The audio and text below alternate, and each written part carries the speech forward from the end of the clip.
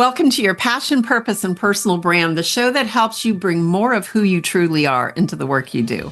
I'm Lisa McGuire, and today's guest is someone who doesn't just talk about connection, he lives it. Andrew Brummer is a fractional executive, author, and the newly appointed chair of a Vistage Group, a role where he's building curated cohorts of growth-minded leaders. But what makes Andrew stand out isn't just his impressive resume, it's the way he shows up. With fierce compassion, unshakable humanity, and a deep respect for the individual journey, he's redefining what it means to be a leader and a connector. His book, You Decide, Supercharging Your Networking Starting with LinkedIn, is more than a guide, it is a wake-up call. And in it, Andrew pulls back the curtain on how he's built not just a following, but real relationships with hundreds of professionals he didn't even know a year ago. So we're going to dive into how that happened, the life shifts that got him there, and how he's helping others wake up to find their next chapter. So if you've ever wondered what it takes to build a business and a life based on true connection, this one's for you. So let's dive in. Welcome, Andrew. Welcome to the show. Thank you, Lisa. I don't even know where to go with that. I appreciate you. Thank you for inviting me on here. You're welcome. Well, from the moment we connected several months ago, I knew that we were going to have a great conversation based on bringing humanity back to business. But I want to start with your reinvention story. You said you were once a reclusive CIO with a tight inner circle. That's not the same person I just introduced today. So tell me what changed. Yeah, the world changed. You know, Lisa, we get comfortable in our lives. Things happen around us and we get very complacent. We get comfortable and it happens to the best of us and to all of us without us knowing it. It happens. We just get comfortable. And in March of last year, CEO that I'm really good friends with told me that, you know, if things don't change, there's a good chance we're going to have to shut our company down that we've worked ages. Thank goodness the company's still going. We're working our tail ends off. CEO is doing everything to keep it going, but it was a bit of a wake-up check, you know, at 53 years old, no university degree, just hard work. My last interview I did was probably in 2000, somewhat around there. It was tough. So I looked in the mirror and at that point I was like, well, what do I do with myself here? You know, ageism is a thing. And I was like, what on earth do I do with myself moving forward now? And I spent the night kind of moping, woke up the next morning and went into let's get things moving, and resurrected an old version of me that was out there prior to coming into the US and got going. And that has just been fantastic. It's been an amazing journey, an amazing learning curve, a lot of eye-opening experience. It's hard, humbling, but what an amazing journey. And I think what is so inspiring is, you know, we're told go on LinkedIn, build these relationships. And you decided to do something a little bit differently by how you showed up on LinkedIn. So tell us a little bit, let's start first. Tell us a little bit about your LinkedIn strategy. And I know that you talk about it in your book here. I've got some glare on the screen, but there it is. This is what it looks like, folks. You decide. Tell us a little bit about how you came up with the strategy that you have.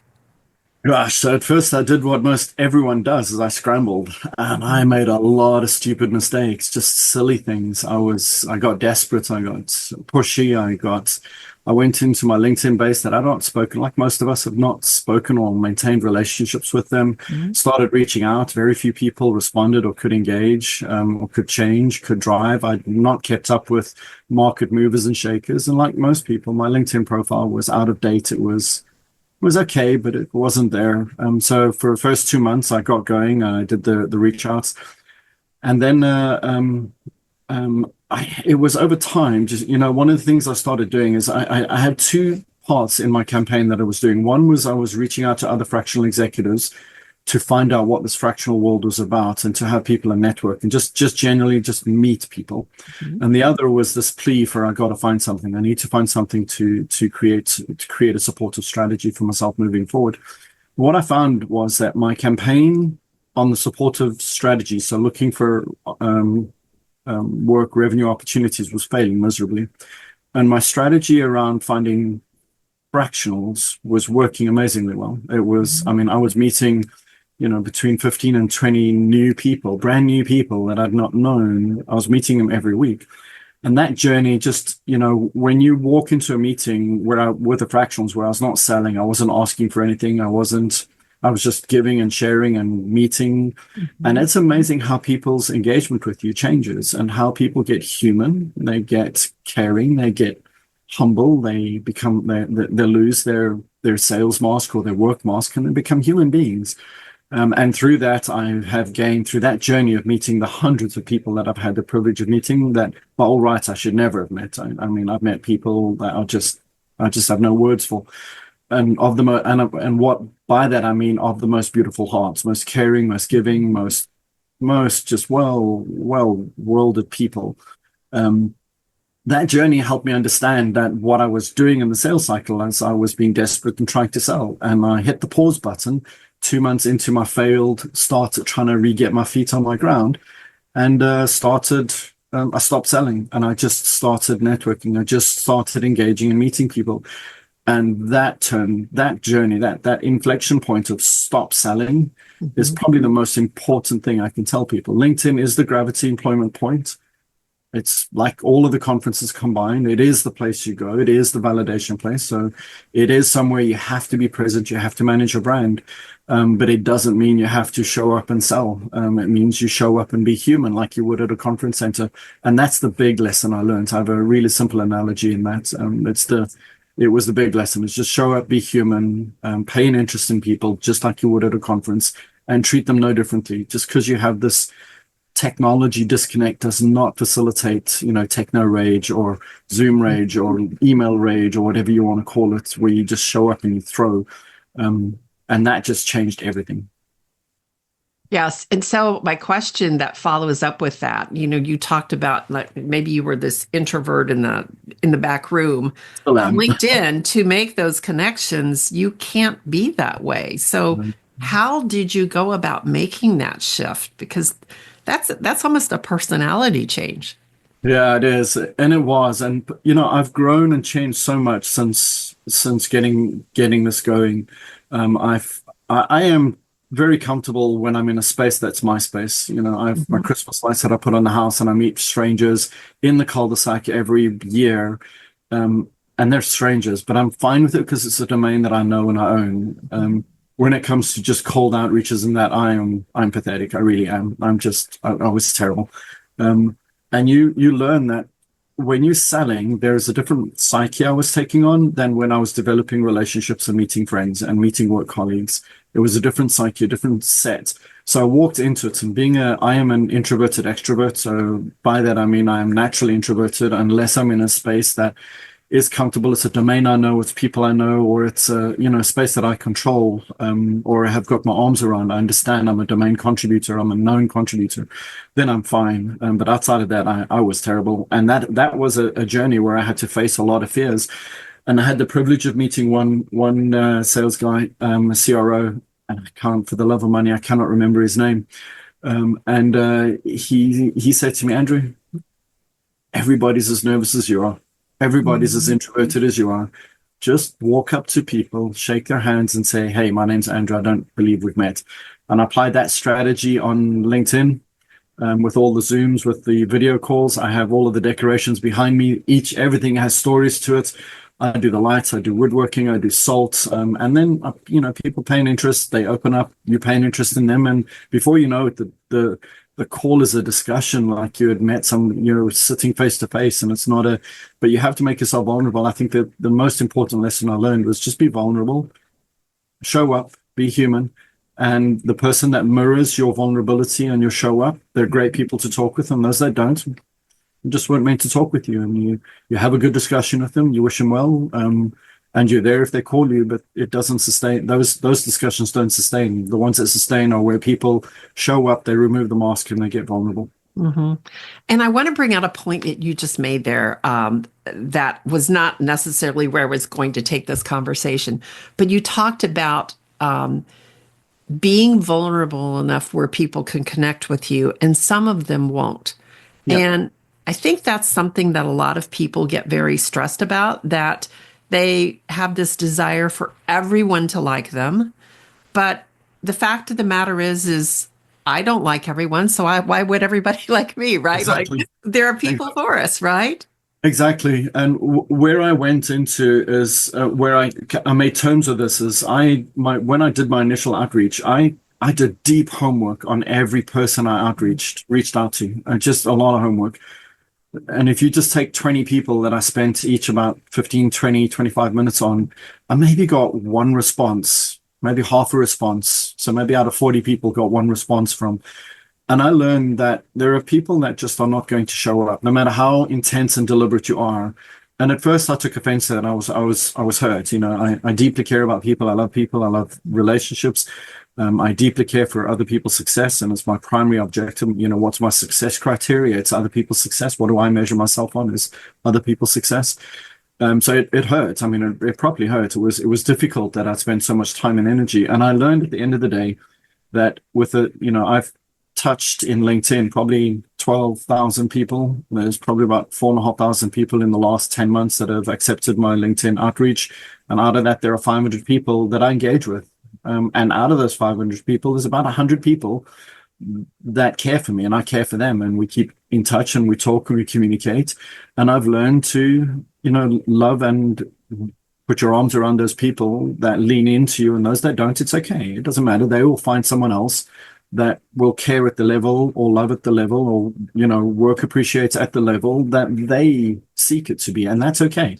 It's perfectly fine. And it took quite a while to make peace with that, just because I'm I probably care too much than is good for myself. But it took me quite a while to accept that.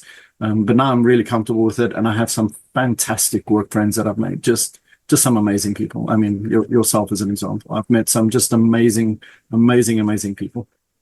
Well, and I think that's the thing. I was just on a call right before we started recording here with 4 other entrepreneurs, and every one of them when we were describing a little bit about our business and struggles and challenges and also success, every one of them mentioned, I don't like social media.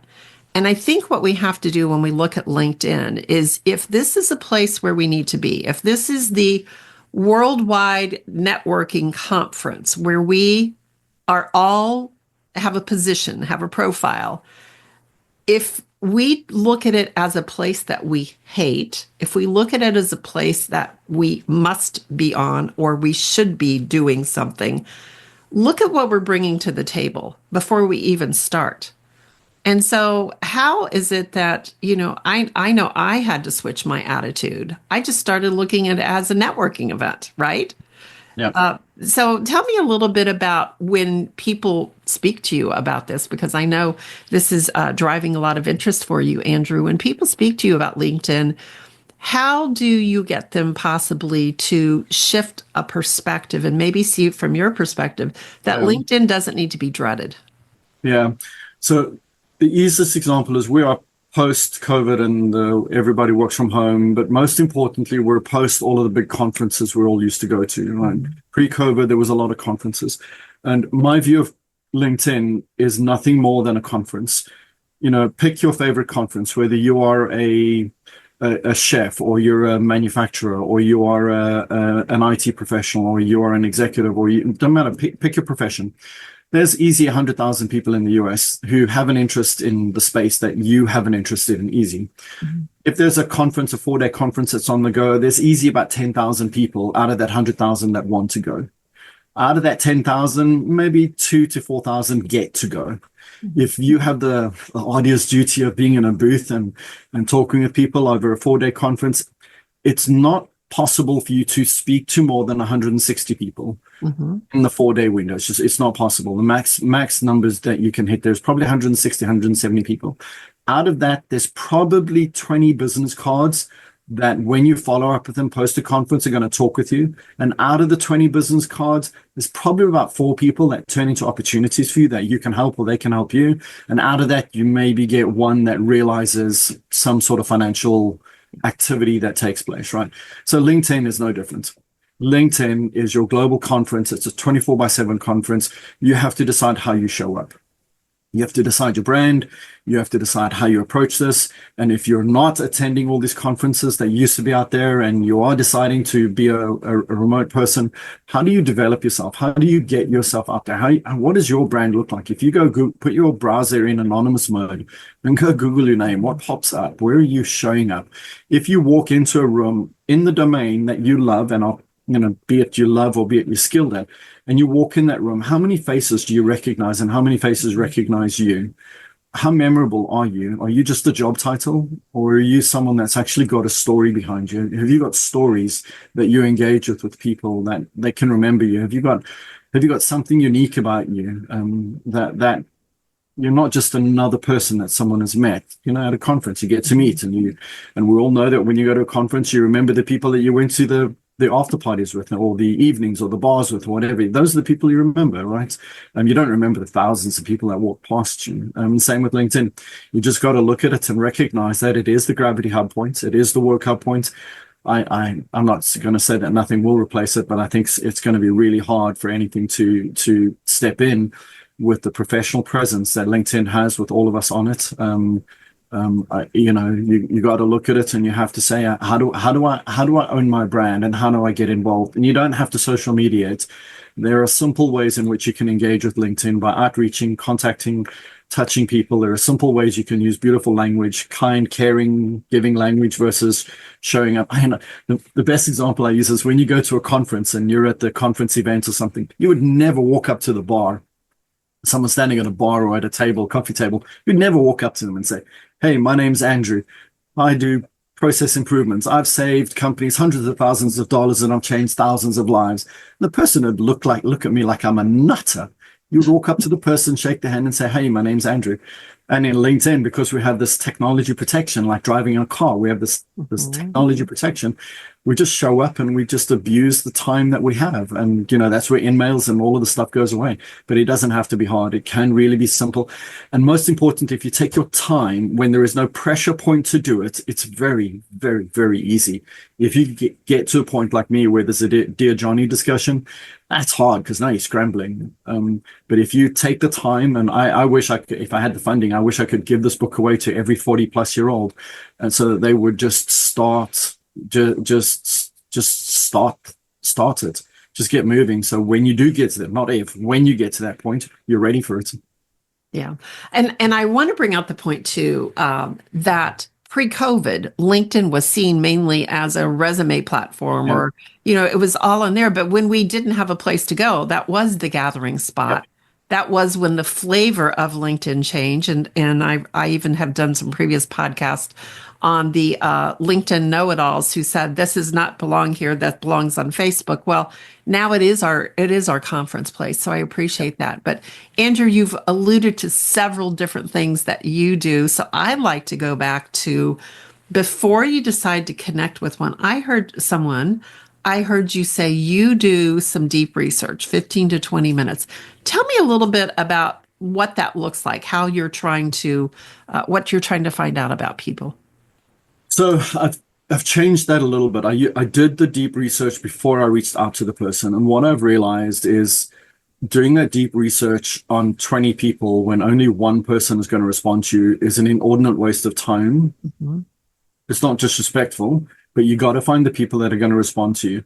So I swiveled my strategy to finding people that are going to, and finding people that are going to respond to me, finding people that are going to want to talk when I'm sending this stuff and I'm gifting them and I'm sharing information and and reports and websites and, per their vertical, per their job role, their function. I wait for people to reach out to me to say, "Hey, Andrew, can you chat? Would love to chat with where you found this or what your thoughts are about this," or etc. And I that then invites me to say, right, who is this person? This person isn't just they're not just someone at the conference. This is someone I need to do some homework on. And the really beautiful part about AI in that is you've got a really quick way to be able to research the company. So you get a backdrop of the company. You have the person, their LinkedIn resume. Those resumes are usually fairly well populated. They're not none of us are perfect in them, but there's enough in there to help you go digging, and then paying interest, in their LinkedIn, in what they're at, and then start searching for the companies they've been involved at, kind of what their trajectory has been. So when you engage with that person, you have some sort of sense of who they are and what they're about. I think the key there is know that most people are not going to respond to you. Those that do, make sure you know them, and when you engage with them, you are fully present, fully engaged. I mean, the LinkedIn researching and finding someone that's actually going to respond is just a tiny piece of the work. The real work starts when that person responds and says, "Hey, Andrew, we'd love to meet you." That's when the real work starts, because now you have to be diligent, you have to be human, you have to be caring, you have to be graceful, you have to make sure you show up. And no matter what time or how many people I speak with, I show up on every discussion like it is the first discussion of the day. And if I cannot, then I'll rather just move the discussion. If I can't be there, and be fully deliberate, fully present with that person, and help that person be heard, feel heard, experience himself to be heard. I've had people who have dropped off the call and said to me, "Andrew, I've not ever had 30 minutes of my life that's been that impactful ever." You just got to show up. You just never know what you don't know. You never know how you're going to touch people's lives, and just a caring 5-10 minutes of doing homework on the person you're going to meet just can go miles in helping that person feel relevant, feel impactful. Yes, I hear that human connection in there. And I think the thing that is so interesting to me is, and what I'm really intrigued about is, how do you know who will likely respond to you before you reach out? Do you have any indicators? Do you have any ideas? No, absolutely no idea. So for example, I will go out and say, "I'm looking for CEOs in the music industry because I want to expand my portfolio in that space." And I have no idea who will respond. Absolutely no idea. So I'll just start cold canvassing CEOs in the music industry, and I'll put some phraseology, and in the book, there are some examples of some language I use. And that's my language. It's my calling card, and the words I use that I care and I'm interested in those things. And then someone who that language resonates with will respond to me. And no matter who responds, I respond with equal vigor, equal determination, I'm there completely. No matter who responds, what words they use to respond, I'm there, I'm present, do my homework, and make sure that the brief 30 minutes I spend with them is absolutely worth their time and is a privilege and a pleasure for me to meet that person. And do you have an agenda for these calls? So they've reached out, they've offered to meet with you, you take them up on it. Do you have a roadmap on where you're going, or what is the first question? Where do you start? No, I show up, and as all the theory says, you mirror the person that shows up and give them the energy that they show up with. And I have I just have one of my gifts is I'm able to disarm situations through a life journey that I've been through, which is probably topic for another call. I've been through some fairly tough journeys in life. I've learned to disarm situations and to help people in any situation feel comfortable. And very quickly, I'll get into it. I don't go into these Zoom calls where I meet and network people with any agenda other than getting to know the person and figuring out how can I serve this person. Mm-hmm. And the discussion from start to end will go where the discussion goes. Mm-hmm. Sometimes we'll talk about my minions. Sometimes we'll talk about, there's a gentleman that I met who's got Dungeons and Dragons, and I could see there was something behind him, but it was blurred. But it wasn't just a little few things. It was like a lot of things. And I'm like, you need to take your blur off, because I'm pretty sure there's something interesting behind you. And he laughed and he took the blur off, and there it was, just placate everything, Dungeons and Dragons. And you just take the discussion where it goes, and then you get to find people that you sustain and maintain the relationship with, and then people remember you. You know, we meet so many people in this fragmented world. We show up when a meeting is scheduled. We show up for an agenda. We show up to talk about something. You talk about something. You talk about your job title, and you get off and you get on to the next thing. And you know, when we're in the office, you at least had 15 minutes between meetings to let things settle down and kind of let the emotions and the energies find their place. Today, it's all just a blur. It's just a constant blur. So you got to figure out, how do you stand out when you're networking? So when I meet people, I don't sell anything. I don't sell what I'm capable of doing. I don't ask for help. I don't ask for introductions. I just show up, learn who the person is, pay an interest in them, figure out what their space is and where I can serve them and where I can serve them, do the introductions and make myself memorable. And that's where people, Lisa, like yourself, you contact somebody else and say, hey, I need you to speak with Andrew because Andrew's got something that's of use to you. And that's where everything comes from. All my opportunities. I've had 13 people in the past 10 years be more impactful in my life in the last 10 years than I think nearly anyone has been in the last 20 years of my life. And these are people that I never knew. And you just pay a little bit of attention, care about that person being on the other side, find that thing that resonates with that person and between yourself and them, and become friends. And you just never know the small words that you use. You just never know what's going to come back. You never know how much you're going to touch lives, and the words you say, how they're going to reverberate around you, and what the echo of it is going to be. You just never know. Yes, and the first time we met, I remember we were only a few minutes into the conversation, and your point about the words that you use, like there are particular words that maybe really have a value and importance to you, and when you hear someone else use those, you lean in, you draw in. So I think that's a really important point. Andrew, I want to point out, well, for the people who are watching on YouTube, they see what's behind you in the screen. But for those of you that are listening on audio, Andrew has a full bookshelf, floor to ceiling. I see 4 or 5 different columns of all types of things that, just a variety of trinkets and icons and conversation pieces that people will ask him about. And I do the same thing as well. Now, on this video, I'm not on my normal screen, but when I'm typically on my screen meeting in Zoom, I have my podcast cover behind me. And typically people will ask, oh, is that a book? So having something as a conversation piece does break down that formality. Yep. It's also how you show up. If you show up with an agenda and you start with hey, I'm a COO, I'm a this, or I'm a that, you pigeonhole yourself. You pigeonhole that entire 30 minutes. You have the privilege of meeting someone brand new that you've never met before. They're out of your circle. They're not in your work circle. Don't know where they've come from. You have no idea what they can offer you and what you can offer them. No idea. And we start the discussion with I'm a COO and I'm based in Atlanta and you pigeonhole the discussion straight away. So you gotta hit the pause button, and when the person comes on, lean in and be present. Just show up, be deliberate, pay an interest, disarm, turn the interview into a discussion. Pay an interest. I've got stories about the Christmas lights, about woodwork, about fish tanks, about my kids. My son lives with me. He's an Airbnb guest, and I have the wonderful time with him. There are stories, and everybody has their own little slant, their own version of things. When people drop the little words, pay attention to those. When you're meeting somebody, meet someone as you, the human being that has value to add, not what you can do or what you want someone to do for you. What value do you add? What are the things you do that other people could leverage out of you or could leverage you for their success to move themselves forward?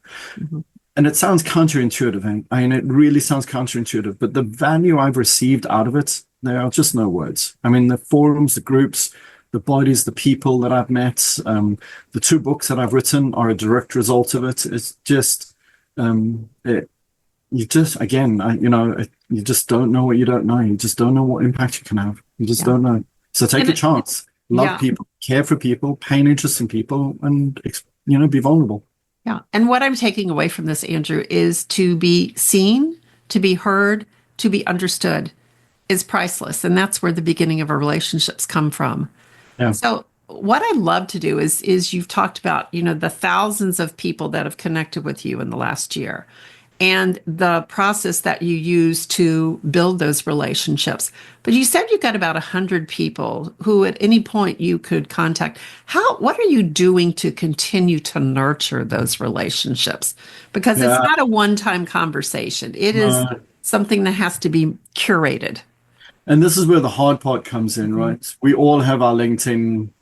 I still have 1,200 people in my LinkedIn that I haven't touched. And I don't even know how to approach them and apologize for being obtuse and rude and full of myself and not talking with them.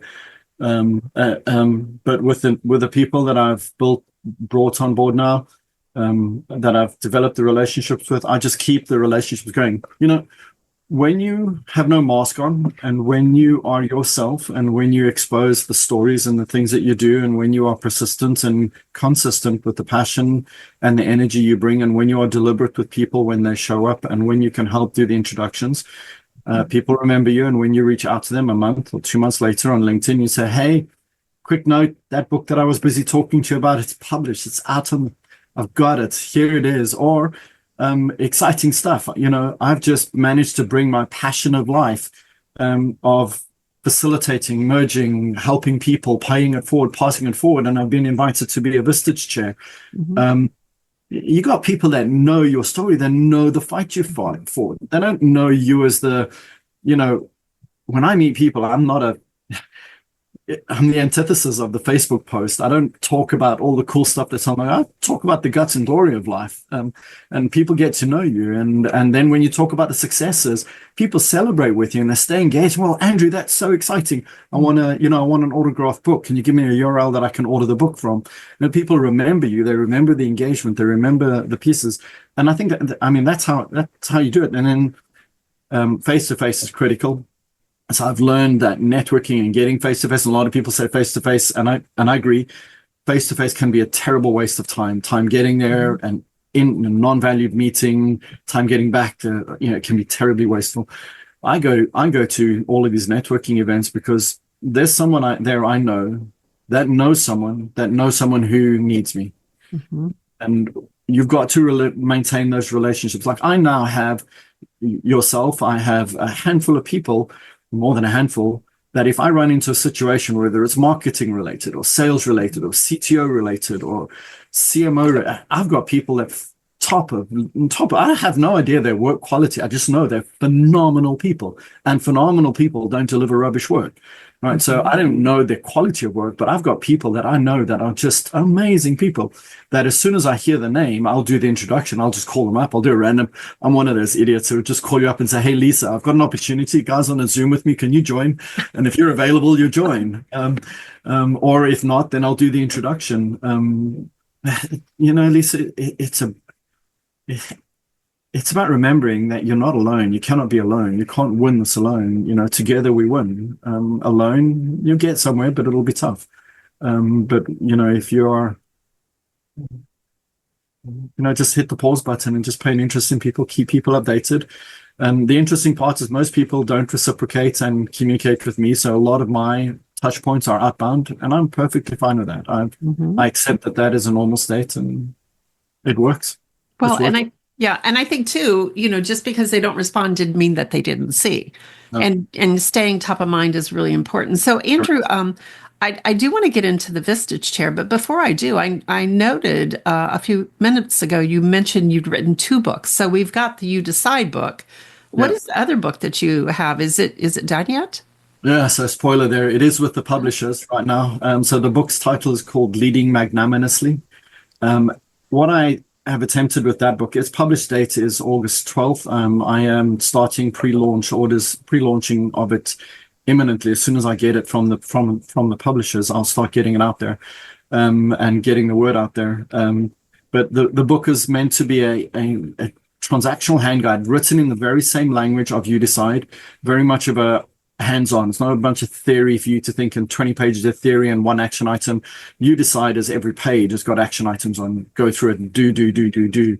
And the same I did with the Leading Magnanimously. It's focused on, if you're trying to stand out as a leader, you're trying to figure out why you are a manager, not a leader, and you're trying to figure out how do you navigate yourself forward? How do you create autonomous teams that are driven through passion and intent and heart and loyalty? What are the things you need to do? How do you need to behave? What should you not do? And it's not there is theory in it, but it's practical application theory. It's a case of, allow yourself to be loved. As a leader, allow yourself to be loved. Love your team. You have no idea how that person came to be who they are. You have no idea. Who they are is the most perfect person they can be. And as a leader, it's your job to love that person and identify where you can help them grow. And not focus on the weak points or the challenge points identify the weak points. Yeah, I'm not saying you ignore that, but focus on what they're about. love them for what they're capable of doing, and leverage them where you can leverage them, and help maximize them, help them grow, help them open their eyes, help them become self-aware. So that's what leading magnanimously is about. So I'm really excited about that book. It really is it's a hard story about how you lead teams and lead people into being just something extraordinary. And that goes back to our interview a couple of weeks ago we had with Don Barden on how women are leading a little bit with a different style. And so I think your message, Andrew, is right on time right now, because we've got so many leaders that were groomed and brought up in a corporate environment that was pre-COVID and very much either authoritarian or leading by influence. But what we're seeing now is we've got a different type of employee. We've got employees that want to be seen, heard, and understood. And when you've got a board who's asking you to do more with less and profits, there's a lot of pressure on that. I think leaders today just aren't equipped. They don't know what way to turn. So it sounds to me like your book is just right on time. Yeah, I couldn't agree more. Hey, I think in generations gone by, including the generation I grew up in, information was power, and know-how was inside of information, and you kind of fold it into where that information power base was, and then you learn to lead and manage in line with that information power base, because you needed information to be able to progress anywhere. I think with the advent, and the web's been around for a while, but I think with the advent of COVID, people being at home and being able to find their own mind, so get outside of their company's head and get in their own head and kind of find their feet. I think that's been one transformational thing that has taken place on leadership. I think there's big risk with it, because you've got people that are now wanting to be leaders who don't have the curation, the emotional maturity curation to work with other people to kind of experiment and develop the muscles. Because being a leader is hard, right? Dealing with people is the hardest thing you can do in a company, right? It's harder than inventing new product. You pick your most complex product you want. Dealing with people is tough. And along with that, AI has democratized information. So using it's cliched, right? But what I mean by that is, you as a leader who wants to lead now, you now have the access to information, in which before you had it, but you had to know what to go dig for. Now with AI and a self-aware mind, where you've now become thought differently, I truly believe that this generation of leaders that are being developed right now, I think are going to fundamentally change how corporate America leadership is run. I think it's inevitable that it's going to come, and I think the key is getting on that, and how impactful can you be to influence people's lives in the right direction. It's not just about the AI. There's a lot of human factor that comes into leading effectively and being self-aware and how you approach things. And I really hope the book strikes home. Yes. And I think, again, very eager, and we'll put the link in the show notes for all of this information. But Andrew, we are looking at speaking about your role as a Vistage chair. So I know a lot of people are aware of Vistage, but there are some that do not know what Vistage is. Could you maybe share with us, what is Vistage? Yeah, so Vistage is just a fantastic organization. So take my bias out of it, and I'll explain why I believe it's fantastic in a minute. Vistage has 47,000 CEOs worldwide. It is a peer group. It's not an advisory group. It is a member-based group, but it is a peer group where Vistage as a body has curated over the past 67 years, curated a wealth of knowledge and insights, speakers, processes, methods, standards. They've created a platform that CEOs can speak with CEOs about problems they're trying to solve. We all, when we're employees, we don't face the challenge that a CEO faces when they wake up at 5 a.m. and they're figuring out, how am I going to get pay run this month? Where am I going to find the money? How am I going to get it done? So Vistage have taken that on and said, let's create this forum where we bring CEOs together. So they have these groups. So Vistage Chair Group that I'm busy creating, that Vistage Chairs create. The group exists of about 12 to 15 people. We draw CEOs in, and that group remains that group infinitum. And the average tenure of a person inside of a group is probably 8+ years. And that group really is a safe place where CEOs can talk about things they won't speak to their board about, because boards have memories like elephants, right? They'll help you now, but that's coming back at you in 2-3 years' time. we, as CEOs, there are topics you just cannot speak with your executive team about because they're not either mature enough. There's going to be inner conflict, or the problem that you need to deal with is going to create disregard or disrepute for you, or make people think you don't know what you're doing, and you don't go to your team. So as a CEO, the statement of it's lonely at the top is not about it's physically lonely. It just means you're dealing with problems by yourself. There's nothing to help you, and you have to go through it by yourself. So Vistage creates this platform where this group of 15 CEOs get together on a monthly basis, face to face, and work through those problems that they can't do anywhere else. The really cool thing about it is we all get in our own heads. Yeah. So I have grown up in operational technology, software development, and so I have my own version of my own head. And what's really cool about the Vistage method is we bring people together, like from a manufacturing and AI and software and marketing, and you put them professional services and security services and hair salons, and you put them all in the same group. And what those people do is they ask you the question, or you throw out a problem, say, this is the thing I'm trying to solve. And you've got people from your non-verticals asking you questions in the way they've grown up in their vertical. So it's relevant to you, but they help you get out of your head and take a sidestep to say, hold on a second, maybe there's another way to think about this problem. So it's a fantastic environment. Now, the reason I love it is I went on their boot camp and I met them, and I am very deliberate about who I engage with and who I invite into my inner circle. I'm deeply deliberate about that. And when I met when I was on campus with them going through the course, everybody from the people that were serving the meals and the coffees all the way through to the COO carried the same passion, the same energy, the same life ethos that I carry. So I correlated with it very well. And then we're, 45 of us in the group that went through it. But deeply respectful of the group that's been pulled together, the strategy, the go-to-market, the help that they're passing on. And just think, if you could put CEOs together in a room who can help solve one another's problems. I'm not the consultant solving problems. I'm the person in the room helping facilitate these problems being solved, spoken about, and holding people accountable. Just think of the knockdown effect. If you have a bunch of 15 CEOs that are helping one another, and they sort their problems out in their company, who then sort the problems out in their teams. Just think of the multiplication effect. So you take something I'm deeply passionate about in all the volunteer stuff I do, the volunteer coaching and mentoring and everything, and I'm now able to work with CEOs that are actually changing people's lives, has the ability to affect people's lives. So it's a fantastic organization, fantastic group, and it just aligns everything that I am into helping CEOs find one another, get time back on the calendar, and not be the only one in the office on the 4th of July. Yes, because that does happen. I think that's such a valid point because, we all need someone. And when you are in a group of people at the same level of responsibility of leadership within an organization, I love this idea of cross-industry contribution, because we cannot read the label from inside the bottle.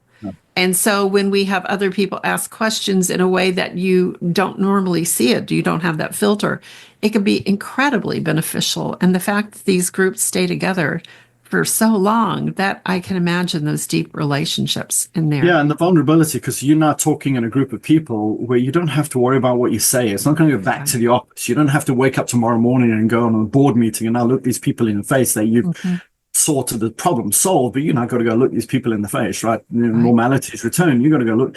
It is a fantastic model. The groups, the people, the approach, the collateral, the access to speakers, to training material, to processes and procedures. I'm just keeping track of the social thread inside of Vistage and watching these CEOs ask one another questions.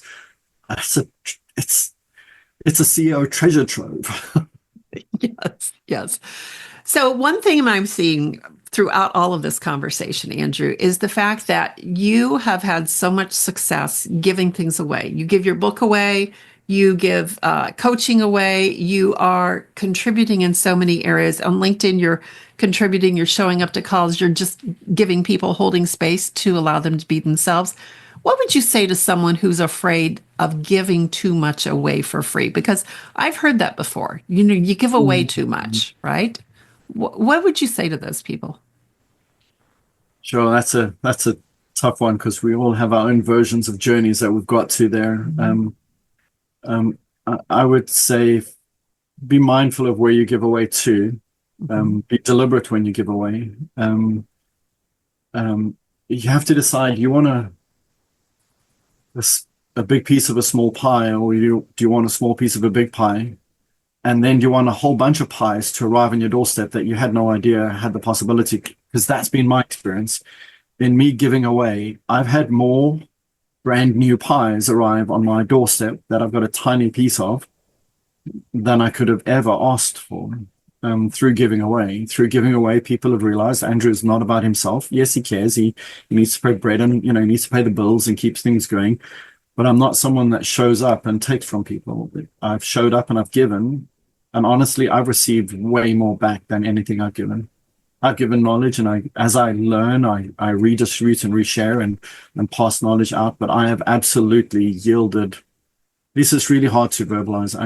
It's so hard. I've got a journey map that's in the book somewhere. I think it's page 45 or something in the current print. That journey is what I've been through, and I have hands down received an infinite amount more than I've given.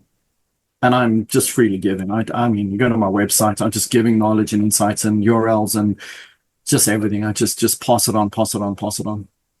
Well, and I think that's the thing is information is out there, and we're all here to help each other. We're all going the same direction, right? There's no mystery as to where we end up, where we're going to go. But I think let's make the journey just so much more beautiful along the way. So I think there are, if I could, I think there are people who will abuse the situation. Mm-hmm. And there are times that I've been hurt and people have taken advantage of my giving nature, and that,